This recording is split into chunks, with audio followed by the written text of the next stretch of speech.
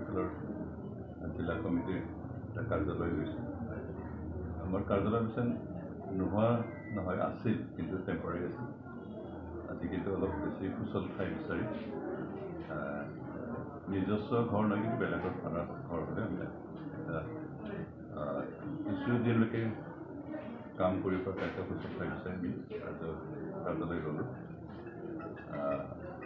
আৰু ইয়াত থাকি আমি অন্ততঃ অহা নিৰ্বাচনখিনি সুকলমে পৰিচালনা কৰিম ইয়াত যথেষ্ট স্পেচ আছে আৰু বহুত মানুহ কৰিব পৰা যেনেকৈ ব্যৱস্থাখিনি আছে আমি ইয়াৰ আমাক যথেষ্ট সহায় কৰিম আমাৰ কাৰ্যৰ ক্ৰমণিকা তাৰপিছত আমাৰ বিভিন্ন পলিচি এই গোটেইখিনি ইয়াৰ পৰা আলোচনা কৰা হ'ব এই মতে আমি কাম পৰিচালনা কৰিম আমি আশা কৰোঁ এইবাৰ আমি বিগত সময়ৰ যিটো নিৰ্বাচন আছিলে 2020 চনত তাতকৈ আমি বেছি ভাল ফল দেখুৱাবলৈ সক্ষম হ'ম আমাৰ এতিয়া সাংগঠনিক দিশটো যথেষ্ট সবল হৈছে আমাৰ প্ৰাইমেৰী কমিটি বুথ কমিটি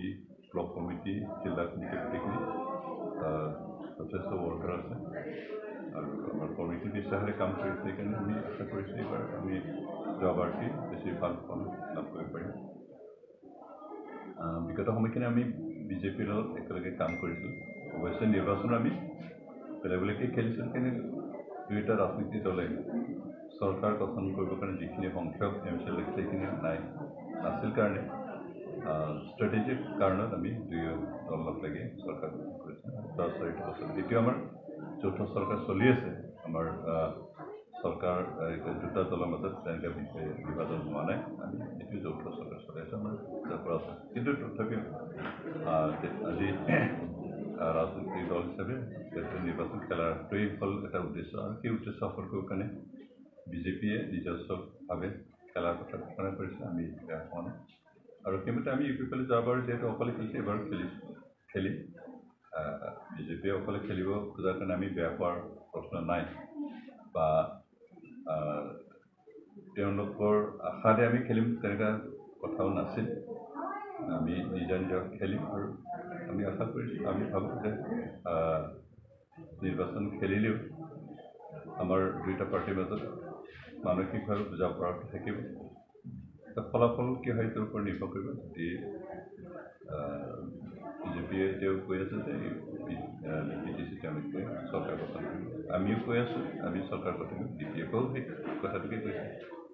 এতিয়া চৰকাৰ গঠন কৰিম বুলি ক'লেও গঠন কৰাটো ৰাইজৰ ওপৰতে ৰাজনৈতিক দল বা নেতাৰ কথাৰ ওপৰত নপৰে সেইকাৰণে ৰাইজে যাক ভাল পায় যাক বেছি সমৰ্থন কৰে তেওঁলোকে চৰকাৰ গঠন কৰিব সেইকাৰণে আমাৰ